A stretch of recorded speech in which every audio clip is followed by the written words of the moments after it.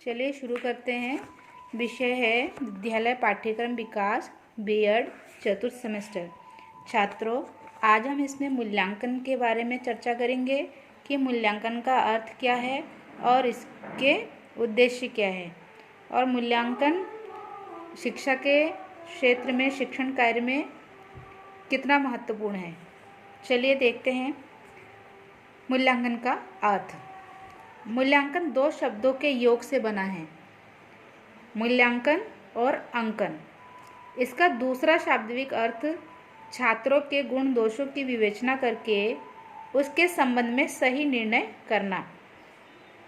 सामान्यतः मूल्यांकन शब्द के द्वारा किसी वस्तु, विचार, पद्धति आदि के मूल्य को आंकने की प्रक्रिया का बोध होता है, किंतु शिक्षा के क्षेत्र में इसे एक तकनीकी शब्द के रूप में अपनाया जाता है। शिक्षा शब्द का प्रारंभिक स्वरूप केवल पढ़ने, लिखने और गणित तक सीमित था, किंतु अब इसके द्वारा व्यक्ति के पूर्ण व्यक्तित्व के विकास की अपेक्षा की जाने लगी है। अतः आधुनिक शिक्षा विशेषज्ञ मूल्यांकन की प्रक्रिया के द्वारा न केवल छात्रों के विषय ज्ञान के बारे में सूचना एकत्रित करते हैं, अपितु उसके व्यक्तित्व के विकास के संबंध में भी आवश्यक जानकारी प्राप्त करते हैं। मूल्यांकन प्रक्रिया के आधार निर्धारित उद्देश्यों के संबंध में जानकारी प्राप्त होती है। इतना ही नहीं, इसके द्वारा शिक्षण विधियों, पाठ्य सामग्री एवं पाठ्यक्रम में सुधार आदि विभिन्न शैक्षिक जानकारियों में सुधार लाने की चेष्टा की जाती है। इस प्रकार मूल्यांकन एक ऐसी प्रक्रिया है जिसके अभाव में शिक्षण का अग्रसरण नितांत असंभव है। यह एक व्यापक तथा सतत रूप में चलने एवं प्रयुक्त की जाने वाली प्रक्रिया है, जो शिक्षा को उद्देश्य केंद्रित बनाने में सहायक है। छात्रों, मूल्यांकन एक व्यापक एवं उद्देश्य केंद्रित प्रक्रिया है।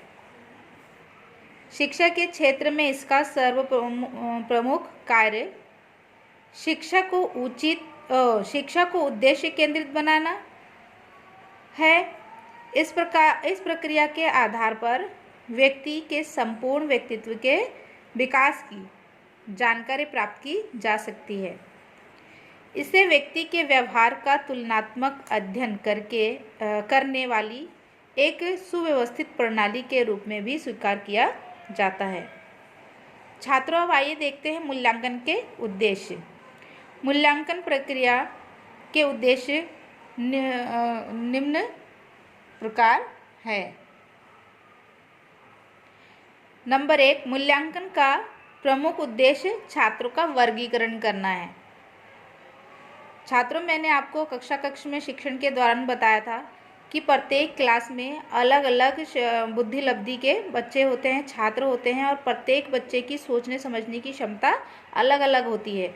तो शिक्षण के दौरान बच्चों को जो है उसकी कैटेगरी के अनुसार, कैटेगरी यानी कि कौन बच्चा कितना अधिक चतुर है, इस आधार पर उसको बांट दिया जाता है। और बांटने के बाद हम अपने शिक्षण जो प्लान बनाते हैं, शिक्षा का जो हम शिक्षण करने के लिए जो हम प्लान बनाते हैं, योजना बनाते हैं, वो उसी के आधार पर निर्धारित होता है। मूल्यांकन के द्वारा छात्रों को उचित शैक्षिक एवं व्यावसायिक मार्गनिर्देशन प्रदान किया जाता है। मूल्यांकन के द्वारा पाठ्यक्रम में उचित संशोधन किया जाता है।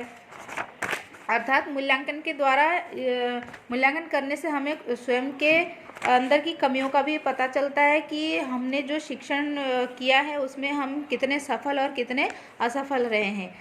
तो इस प्रकार हम अपने शिक्षण प्रक्रिया के दौरान जो योजना बनाते हैं उस योजना में परिवर्तन करने का हमें अवसर प्राप्त होता है। मूल्यांकन का प्रयोग छात्रों में अधिगम की मात्रा ज्ञात करने में भी किया जाता है कि बच्चों ने कितना सीखा है और कितना नहीं सीखा है। इसके लिए भी हमें जानकारी प्राप्त होती है। मूल्यांकन के द्वारा शिक्षकों की कुशलता एवं सफलता का मापन किया जाता है कि शिक्षक अपने शिक्षण में कितना कुशल है और कितना जो है असफल है, कितना सफल है और कितना असफल है। मूल्यांकन के द्वारा छात्रों की दुर्बलताओं एवं योग्यताओं की जानकारी प्राप्त करने में सहायता मिलती है। मूल्यांकन शिक्षण विधियों की उपयुक्तता की भी जांच करता है। शिक्षण विधियों की उपयुक्तताओं की भी जांच करता है। मूल्यांकन का प्रयोग अनुदेशन की प्रभावशीलता ज्ञात करके एवं उसके अनुरूप अपनी क्रियाओं के नियोजन में किया जाता है। मूल्यांकन का एक उद्देश्य इस बात की जानकारी प्रदान करता है कि छात्रों की विभिन्न व्यक्तिगत एवं सामाजिक आवश्यकताओं की पूर्ति किस प्रकार की जा सकती है। छात्रों, आज की वीडियो में इतना ही। धन्यवाद।